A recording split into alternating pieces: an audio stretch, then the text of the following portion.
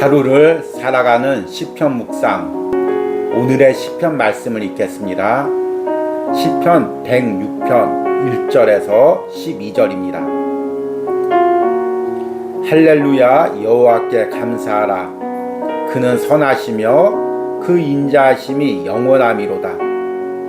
누가 능히 여호와의 권능을 다 말하며 주께서 받으실 찬양을 다 선포하랴. 정의를 지키는 자들과 항상 공의를 행하는 자는 복이 있도다. 여호와여, 주의 백성에게 베푸시는 은혜로 나를 기억하시며 주의 구원으로 나를 돌보사. 내가 주의 택하신 자가 형통함을 보고 주의 나라의 기쁨을 나누어 가지게 하사 주의 유산을 자랑하게 하소서. 우리가 우리 조상들처럼 범죄하여 사악을 행하며 악을 지었나이다. 우리의 조상들이 애굽에 있을 때 주의 기이한 일들을 깨닫지 못하며 주의 크신 인자를 기억하지 아니하고 바다 곧 홍해에서 거역하였나이다. 그러나 여호와께서는 자기의 이름을 위하여 그들을 구원하셨으니 그의 큰 권능을 만인이 알게 하려 하심이로다. 이에 홍해를 꾸짖으시니 곧 마르니 그들을 인도하여 바다 건너가기를 마치 광야를 지나감 같게 하사 그들을 그 미워하는 자의 손에서 구원하시며 그 원수의 손에서 구원하셨고 그들의 대적들은 물로 덮으심에 그들 중에서 하나도 살아남지 못하였도다. 이에 그들이 그의 말씀을 믿고 그를 찬양하는 노래를 불렀도다. 아멘. 오늘의 시편 묵상입니다. 어린 시절 화를 참지 못해 부모님에게 하지 말아야 할 모진 소리를 한 적이 있습니다. 마음이 진정되자 내가 한 말과 행동이 너무 부끄러워 차마 부모님 앞에 가지를 못했습니다. 그럼에도 부모님은 내 이름을 부르시고 다시금 나를 안아주셨습니다. 그것이 바로 부모님의 사랑임을 나 역시 아이를 키워가며 깨닫습니다.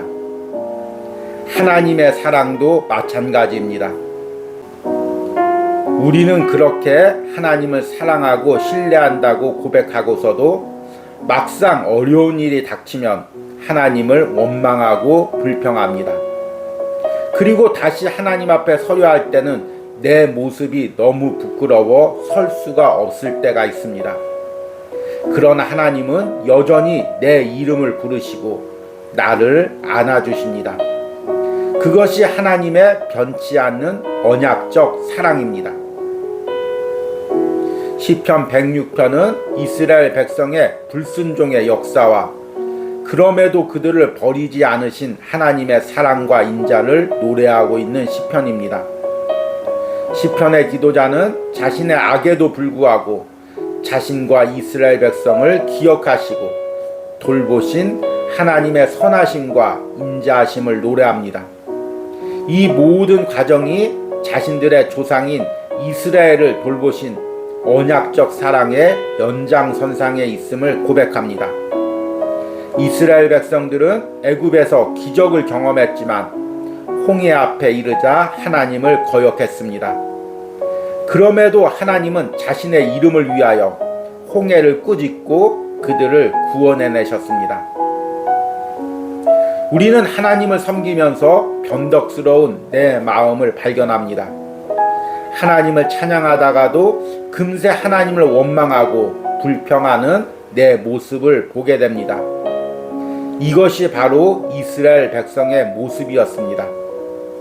이스라엘 백성은 10가지 기적으로 애굽에서 나올 때는 하나님을 찬양하다가 홍해 앞에서는 광야에서 죽느니 애굽 사람을 섬기겠다라는 모진 말을 쏟아내었습니다.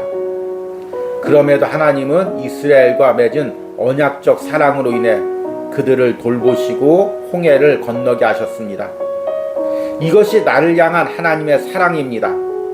변덕스럽고 부끄러운 내 모습에도 불구하고 하나님은 예수 그리스도의 십자가의 보혈로 맺으신 언약적 사랑으로 나를 구원하고 인도해 가십니다. 오늘도 그 하나님의 사랑을 깨닫고 감사를 드리시기 바랍니다. 아멘.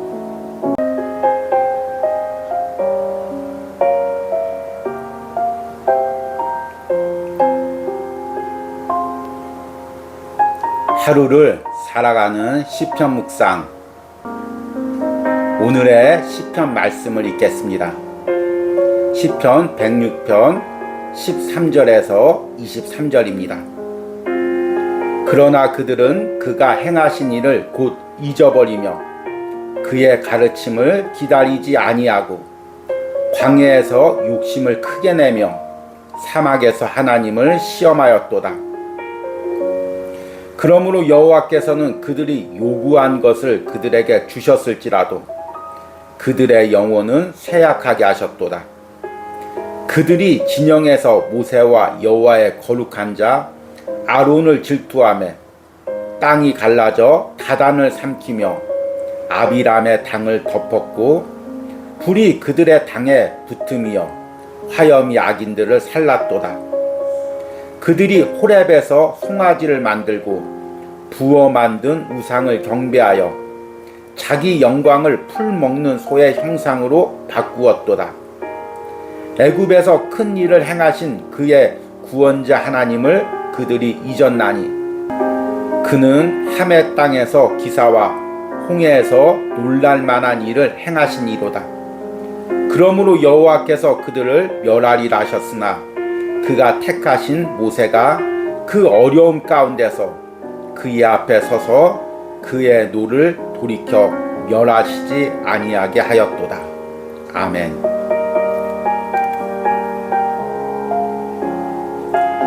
오늘의 시편 묵상입니다. 현대인들의 마음속에 있는 지배적인 감정은 조급함입니다. 이 시대를 사는 우리들은 모두 조급함에 지배를 당하고 있습니다. 이제는 책이나 신문을 읽고 정보를 얻으며 그 문자 뒤에 담긴 의미를 생각해 보던 시대는 지났습니다. 사람들은 모두 유튜브와 같은 짧은 영상으로 쉽게 지식을 얻습니다. 그 짧은 영상도 못 견뎌서 몇 초짜리 쇼츠라는 영상들이 유행합니다. 현대인들은 누구의 말을 길게 들어주거나 관계에서도 기다리는 것을 힘들어합니다. 그러면 하나님과의 관계는 어떠할까요? 하나님과의 관계에서도 그분의 역사하심이나 응답을 길게 기다리지 못하고 빨리 자신이 결론을 내려고 합니다.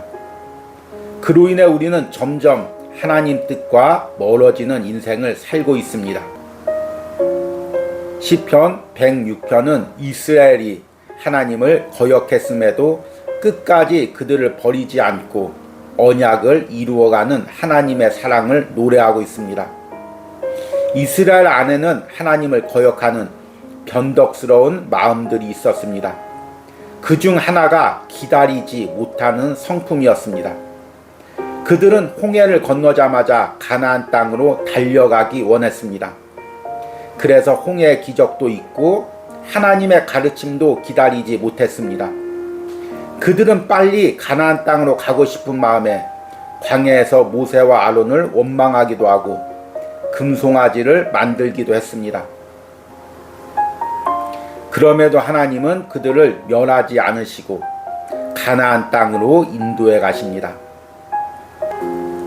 성경은 하나님을 크신 하나님이라고 부르고 그분이 하시는 일을 큰 일이라고 부릅니다.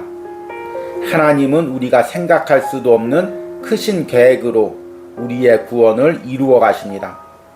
그러나 우리는 작고 조급한 마음에 하나님의 계획을 담으려 합니다. 그래서 이스라엘 백성들처럼 당장 먹을 것이나 마실 물이 없으면 원망하고 가나안으로 가는 길이 지체할 때마다 금송아지라도 만들어서 빨리 가나안 땅으로 들어가려 합니다.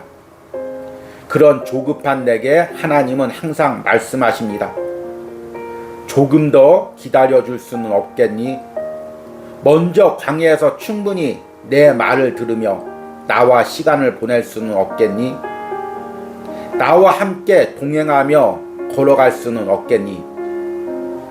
그 하나님의 음성에 순종하며 조금 더 기다리는 인생이 되기를 원합니다. 아멘.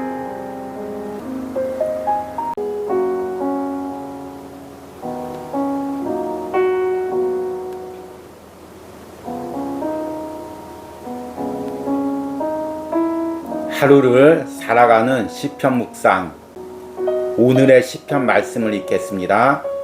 시편 106편 24절에서 33절입니다. 그들이 그 기쁨의 땅을 멸시하며 그 말씀을 믿지 아니하고 그들의 장막에서 원망하며 여호와의 음성을 듣지 아니하였도다. 이러므로 그가 그의 손을 들어 그들에게 맹세하기를 그들이 광야에 엎드려지게 하고 또 그들의 후손을 뭇 백성 중에 엎드려뜨리며 여러 나라로 흩어지게 하리라 하셨도다.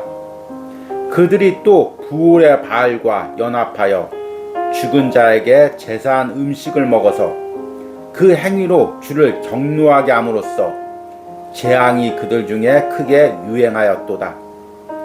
그때 비느하스가 일어서서 중재하니 이에 재앙이 그쳤도다. 이 일이 그의 의로 인정되었으니 대대로 영원까지로다. 그들이 또 무리바문에서 여호와를 노하시게 하였으므로 그들 때문에 재난이 모세에게 이르렀나니 이는 그들이 그의 뜻을 거역함으로 말미암아 모세가 그의 입술로 망령되이 말하였음이로다. 아멘. 오늘의 시편 묵상입니다. 성경에는 마음을 다스리는 것에 대해 여러 번 강조합니다. 특히 잠언에는 마음을 다스리는 자는 성을 빼앗은 자보다 낫다고 말합니다. 그러나 또한 성경은 우리가 분노해야 할 때가 있다고 말합니다. 그 대표적인 것이 하나님의 이름이 더럽혀질 때입니다. 어린 다윗은 골리앗이 하나님의 이름을 모욕했을 때 떨쳐 일어나 골리앗과 싸웠습니다. 사람들은 골리앗이 두려워 그가 하나님을 모욕할 때도 잠잠히 있었지만 다윗은 하나님을 사랑하기에 그것을 견딜 수 없었습니다. 이 할례받지 않은 블레셋 사람이 누구기에 살아계시는 하나님의 군대를 모욕하겠느냐? 우리는 개인의 자존심이 상하거나 부당한 대우를 받았을 때 분노하는 것이 아니라 하나님의 이름이 짓밟힐 때 분노해야 합니다. 오늘 시편 106편에는 두 가지 분노가 나옵니다. 하나는 모압 땅에서의 비느하스의 분노입니다. 이스라엘 백성이 가나안 입구의 모압 땅을 지나며 부올이라는 곳에서 신앙적으로나 성적으로 음행했을 때입니다. 그들은 하나님의 분노로 24,000명이 죽어감에도 음행을 멈추지 않았습니다. 그러자 비느하스가 분노하여 음행하는 자를 죽임으로써 재앙이 그쳤습니다. 다른 하나는 무리바에서 모세의 분노입니다. 계속해서 물을 달라는 이스라엘 백성들의 요구에 모세가 분노했습니다. 이 일로 모세 역시 징계를 받아 가나안 땅에 들어가지 못하게 됩니다. 현대인의 관점에서는 비느하스의 분노는 비판되어야 합니다. 비느하스의 분노는 살인에 해당되기 때문입니다. 반면 모세의 분노는 지도자로서 정당한 분노로 인정됩니다. 그러나 하나님은 비느하스의 분노를 칭찬하시고 모세의 분노는 책망하셨습니다. 둘의 분노의 차이는 무엇일까요? 비느하스의 분노는 하나님의 마음으로 하나님을 대신한 분노였습니다. 그러나 모세는 인간의 마음으로 자신의 의를 자랑하는 분노였습니다. 하나님의 분노에는 인간적인 흥분이 없습니다. 어떤 면에서는 냉철하고 차분합니다. 그러나 불의에 대해서 아주 매섭고 단호하게 결단을 합니다. 반면 인간적인 분노는 인간적인 감정으로 흥분하고 그 흥분을 다스리지 못하는 분노입니다. 둘의 경계는 아주 미묘하지만 그것을 넘는 순간 우리는 하나님 앞에 범죄하게 됩니다. 아멘.